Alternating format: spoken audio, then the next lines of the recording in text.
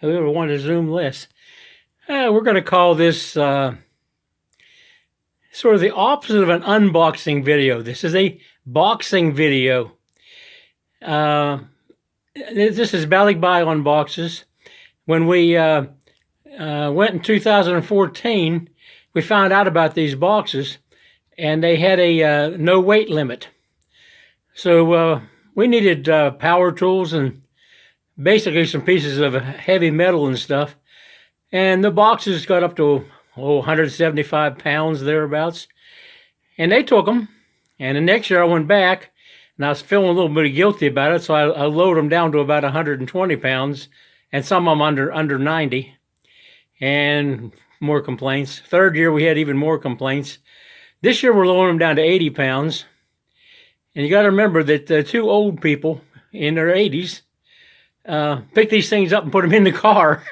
So, and Filipinos, one bag of crushed stone weighs more than one of these boxes.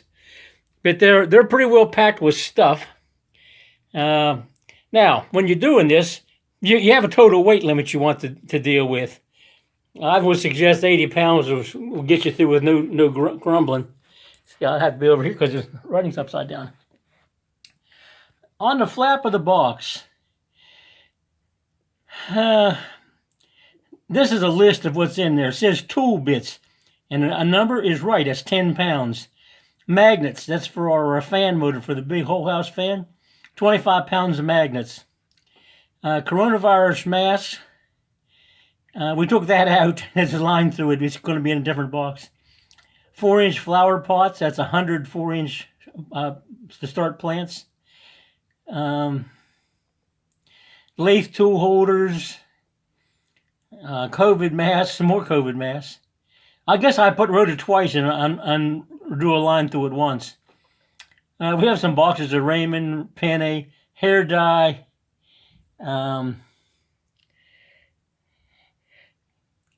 think that's written in Korean. Cheese crackers, and 4 project boxes. They turned into 2 because the lid wouldn't close. We also have 1-inch or half-inch hydraulic pipe, close nipples. That's to put some plumbing together with because they're stainless, and the iron pipe over there is so crappy and thin it breaks. So if I have to put fittings together, I'm going to use these. And the shiny thing that you can't see, that's electrical connectors. Oh, it's on that end. Those are also impossible to find there. We have a contraption here. It's 4 pieces of wood with 3 hinges. The bottom hinges sit on the box with the 2 uprights sort of touching each other, and this thing would be hanging down. So what you do is you take this bar here and slide it up this post, and that pushes the outer ends out and compresses the box to the exact size. At least the top of the box will be the right size. Now, they really object to bulging sides, and you'll notice that our boxes don't have bulging sides. That'll get you rejected or make you repack it into place. It's not that they're wanting to sell you one more box making you repack it. It's that these things have to be wedged into a container without damaging the contents that everybody's shipping. One of these boxes holds about $350 worth of stuff on the average. This is 1 big box, 2 big box. That's 16 by 17.5 by 27.5 internal dimension. They also have a small box. That's a 1/2 inch longer and is 9 inches high, same width, same 17.5 width. Most of the time when you ship a large box, they'll throw in a small box during part of the year, and they'll put in a small box for a much reduced rate a lot of the time. It's hardly ever you have to pay the full rate. But you're buying it by the cubic foot. So if you have heavy stuff, get the small boxes. It really doesn't cost you much more per cubic foot. You just have to tape up 2 boxes. You have to know what it weighs, and what we do is we have a piece of OSB. It's something an electric motor came on, and I just saved it because it didn't fit anything I was shipping it in. And we have a bathroom scale, so we pile up a bunch of stuff on the scale until it wants to turn the scale over. The hard surface makes the scale more accurate than if you put it on carpet. So we have that because the house is wall-to-wall carpet and dirt.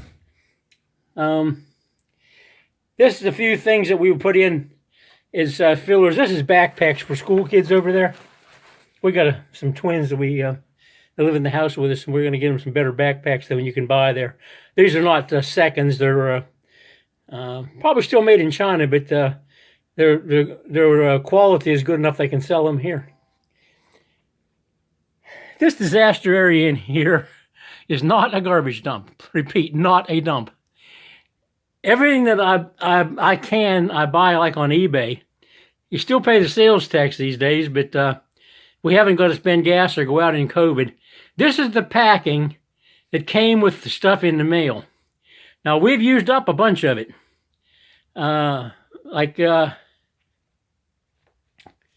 This foam insulation stuff here, it was around electrical boxes. That's so I can mount like 6 3-way switches in one place. This unopened thing here, that's a power tool. It's a die grinder. It's not a Dremel, but it's about 4 times as big. And we sent some hole saws a year or 2 ago to work with bamboo, but the bamboo's not round, so you use a smaller hole saw. Then you trace the shape, and then you have to cut that out. And we've been using pocket knives and things like this. This is an Irwin box cutter knife.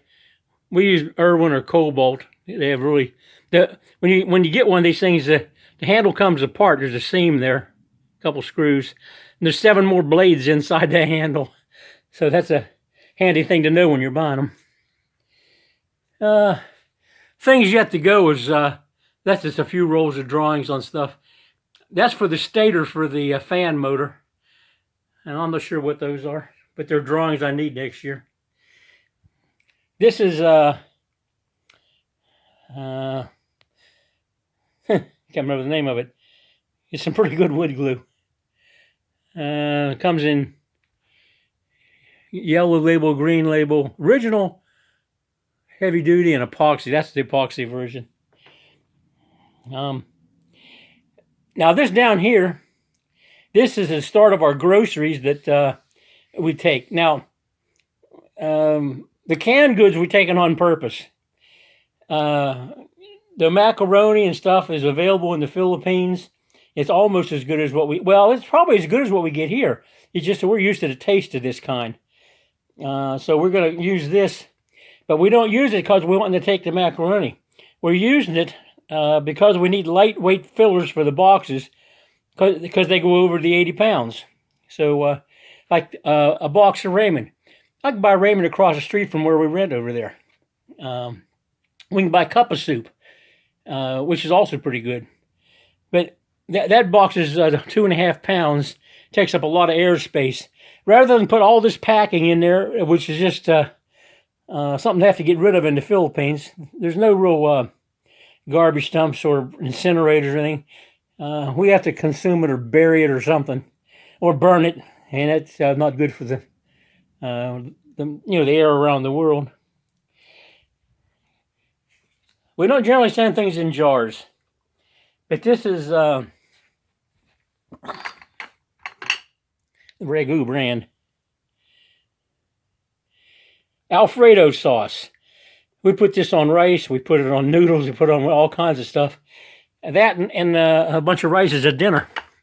There's enough in one of those jars to feed 2 meals. So we have 12 jars of that. So if we have that 2 days a month, you take care of our stay there. What else? We decided that we can't get back because of the COVID, but we decided to to pack some boxes anyway. We may go to Norfolk and mail them if Balikbayan is in operation in the Philippines.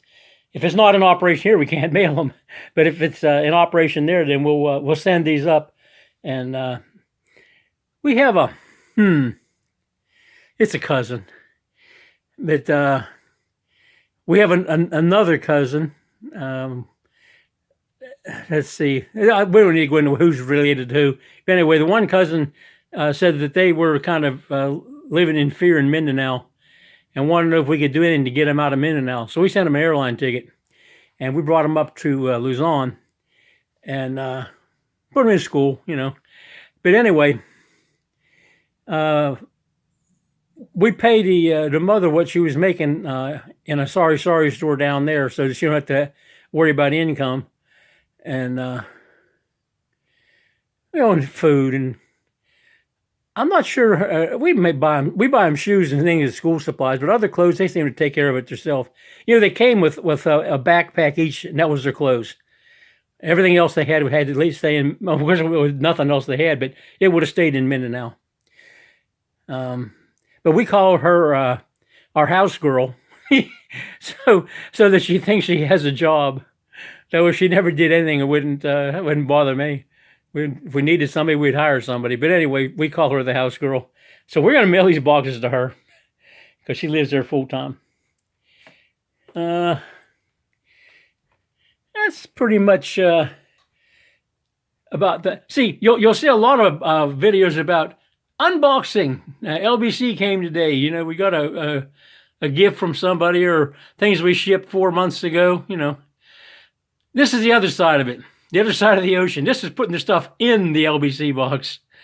So my wife doesn't want to be on camera because she's in her nightgown. I don't want to be on camera because all I got on is underwear. You know, and it's shorts. Okay. I'm going to do another video here. I've been threatening to do it for 2 weeks, but I'm going to do it anyway. Almost. We have a large format printer. It's a roll feet of paper in the back. You know, holds that fairly good size roll of paper. 100 meters or something like that. This was 24 inches of print width. And I print drawings on that with seams down the middle, marked where I can put them back together. But we have a 6 foot wide large format and a 4 foot wide pen plotter. It's a Hewlett Packard, and I forget what the 6 foot one is. It's made in Germany.